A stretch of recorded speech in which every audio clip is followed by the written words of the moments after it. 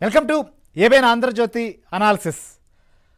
హిందువుల కళ నెరవేరి దివ్యమైన భవ్యమైన రామమందిరం అయోధ్యలో నిర్మాణమైంది. ఆ బాలరాముని ప్రతిష్టతో యావత్ హిందూలోకం పులకించినటువంటి పరిస్థితి. దేశమంతా ఇటు కాశ్మీర్ నుంచి కన్యాకుమారి వరకు, అటక్ నుంచి కటక్ వరకు ఉన్నటువంటి యావత్ భక్తులోకం కూడా ఆ రోజు మొత్తం తమ ఇంటిలో భక్తి ప్రపత్తులతో పూజలు చేయడమే కాకుండా సంబరం చేసుకున్నటువంటి సందర్భాన్ని మనం చూసాం. అలాంటి ఆలయ ప్రతిష్టకు భంగం కలిగించే విధంగా ఎవరు వ్యవహరించినా, ఎవరు దీనిపైన కుట్రలు చేసినా, రాజకీయం చేసినా భక్తులెవరూ కూడా సహించేటువంటి స్థితిలో లేరు. అయితే ఇప్పుడు ఈ చర్చకు ఎందుకు దారితీసింది అంటే, రామాలయ సంబంధించినటువంటి అక్కడ రామమందిరంలో విరాళాలకు సంబంధించినటువంటి వ్యవహారంలో అక్రమాలు, చోరీ జరిగాయి. కొంతమంది అక్కడ కింద స్థాయిలో పనిచేసేటువంటి వారు దీన్ని తస్కరించారు, అపహరించారు అనేటువంటి విమర్శలు రావడం, దీనిపైన పెద్ద చర్చకు తెరలేవడం, దీంతో రామజన్మభూమి తీర్థ ట్రస్టు కూడా పోలీసులకు ఫిర్యాదు చేసింది. సో వెంటనే ఉత్తరప్రదేశ్లో ఉన్నటువంటి యోగి ఆదిత్యనాథ్ సర్కార్ రంగంలోకి దిగి సిట్టు ఏర్పాటు చేసింది. దాదాపు 8 మందిని కూడా అరెస్టు చేయడం జరిగింది. కీలకమైనటువంటి కొంతమంది వ్యక్తులు ఎవరైతే ఉన్నారో వారిని అక్కడ తొలగించినటువంటి పరిస్థితి. ప్రధానంగా విమర్శలు ఎదుర్కొన్నటువంటి వారిలో ట్రస్ట్ ప్రధాన కార్యదర్శి చంపత్ రాయ్, మాజీ సభ్యుడు అనిల్ మిశ్రా తమ పదవులకు రాజీనామా చేశారు. చంపత్ రాయ్ తన ప్రధాన సహాయకుడు టిన్ను యాదవ్, రామశంకర్ యాదవ్ తనను మోసం చేశారని కూడా ఆయన స్పష్టం చేశారు. అంటే కింద స్థాయిలో ఏం జరిగింది అనేటువంటిది ఇప్పుడు ప్రశ్నార్థకంగా మారింది. సో కొంతమంది 200 కోట్ల రూపాయల వరకు విలువైనటువంటి విరాళాలు కాజేశారని చెప్పి కొంతమంది ప్రచారం చేస్తారు, కొంతమంది ఎంత చేశారో తెలియదంటారు. సో దీనిపైన ముఖ్యంగా అక్కడ రామజన్మభూమి తీర్థ ట్రస్ట్తో పాటుగా ఆర్ఎస్ఎస్ కూడా తీవ్రమైనటువంటి ఆగ్రహం వ్యక్తం చేసినటువంటి పరిస్థితి. ఎవరైతే దత్తాత్రేయ హోస్బళే ప్రధాన కార్యదర్శి ఉన్నారో ఆయన కూడా దీన్ని ఖండించారు. పారదర్శకంగా అక్కడ ఆర్థిక వ్యవహారాలు కావచ్చు, పాలనాపరమైనటువంటి వ్యవహారాలు జరగాలనేటువంటి విషయాన్ని డిమాండ్ చేసినటువంటి పరిస్థితి. ఎందుకంటే మనకు తెలుసు రామజన్మభూమి సంబంధించినటువంటి వివాదం, దాని చుట్టూ జరిగినటువంటి వ్యవహారం మొత్తం కూడా కొన్ని దశాబ్దాల పాటు పోరాటం సాగిన తర్వాత సుప్రీంకోర్టులో కేసు గెలిచి రామజన్మభూమి నిర్మాణం జరిగింది. ఇది ఇవాళ ఇప్పుడు రామజన్మభూమి సంబంధించినటువంటి దివ్యమైన మందిరం, అక్కడ జరుగుతున్నటువంటి పూజలు, ఈ వ్యవహారం మాత్రమే ఈ జనరేషన్కి తెలియచ్చు.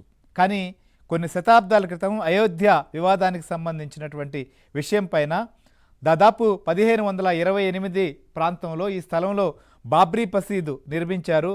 అక్కడ పూర్వం హిందూ దేవాలయం, రామాలయం ఉన్నటువంటి విషయాన్ని గుర్తిస్తూ దాన్ని ధ్వంసం చేసి నిర్మాణం చేశారనేటువంటి విషయం పైన దీంట్లో కోర్టుకు వెళ్ళిన తర్వాత సుదీర్ఘ కాలం పాటు దీనిపైన వాదనలు జరిగిన తర్వాత ఈ వివాదానికి ఫుల్ స్టాప్ పడింది.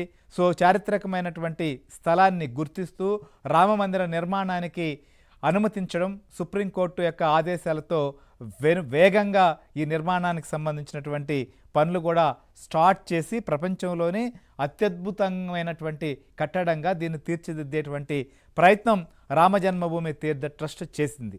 సో ఇప్పటి వరకు ఇది ప్రపంచానికి తెలిసినటువంటి విషయం. అయితే ఇప్పుడు ఎందుకు ఈ విమర్శలు వస్తున్నాయి? నిజంగా అక్కడ ఆర్థిక వ్యవహారాల నిర్వహణ విషయంలో లొసుగులు ఉన్నాయా? కింద స్థాయిలో పనిచేసేటువంటి వారు దీనికి చేతివాటం ప్రదర్శించారా? దీని వెనక ఇంకెవరైనా ఉన్నారా అనేటువంటి విషయాన్ని తేల్చాలి. భక్తుల యొక్క మనోభావాలు, భక్తుల యొక్క విశ్వాసాన్ని ఖచ్చితంగా నిలబెట్టాలి.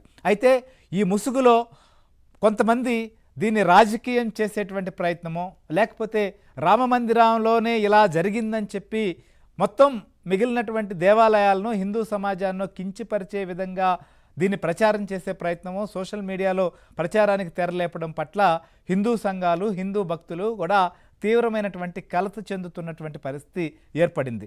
ఎందుకు ఇదంతా చెప్తున్నామంటే, ముఖ్యంగా ఆలయాల నిర్వహణకు సంబంధించినటువంటి విషయంలో చాలా క్లియర్గా ఉండాలి. ఖచ్చితంగా భక్తుల మనోభావాలకు తగినట్లుగా అక్కడ నిర్వహించాలి. అధికారులు దేవాదాయ శాఖ పెత్తనమో కరెక్ట్ కాదని చెప్పి అనేక హిందూ సంఘాలు హిందూవాదులు పోరాడుతున్నటువంటి తరుణం ఇది. ఇలాంటి తరుణంలో రామజన్మభూమి తీర్థ ట్రస్టు ఆధీనంలో ఉన్నటువంటి ఆలయ నిర్వహణకు సంబంధించిన విషయంలో ఈ రకమైనటువంటి వ్యవహారం జరగడం పట్ల చాలామంది దిగ్భ్రాంతికి లోనవుతున్నటువంటి పరిస్థితి కూడా స్పష్టంగా కనిపిస్తుంది. కాబట్టి నమ్మకం విశ్వాసం నిలబడాలన్నా ఇక్కడ ఏం జరిగింది అనేటువంటిది నిగ్గు తేల్చాలి. నెంబర్ 1. నెంబర్ 2, ఖచ్చితంగా దీన్ని అడ్డం పెట్టుకుని రాజకీయం చేయడమో లేకపోతే మొత్తం వ్యవస్థన లేదా దేవాలయాల పట్ల లేదా మతం పట్ల మరో దుష్ప్రచారం తెరతీయడానికి కూడా అవకాశం లేదు. అలాంటి చర్యలు కూడా తప్పే. అసలు ఎందుకు ఈ వివాదం తెరపైకి వచ్చింది, అసలు నిజంగా ఇక్కడ ఏం జరిగింది, అసలు ఇది ఎలా బయటకు వచ్చింది, తర్వాత రామజన్మభూమి తీర్థ ట్రస్టు ఎలా రియాక్ట్ అయింది, ప్రభుత్వం ఏం చేస్తోంది.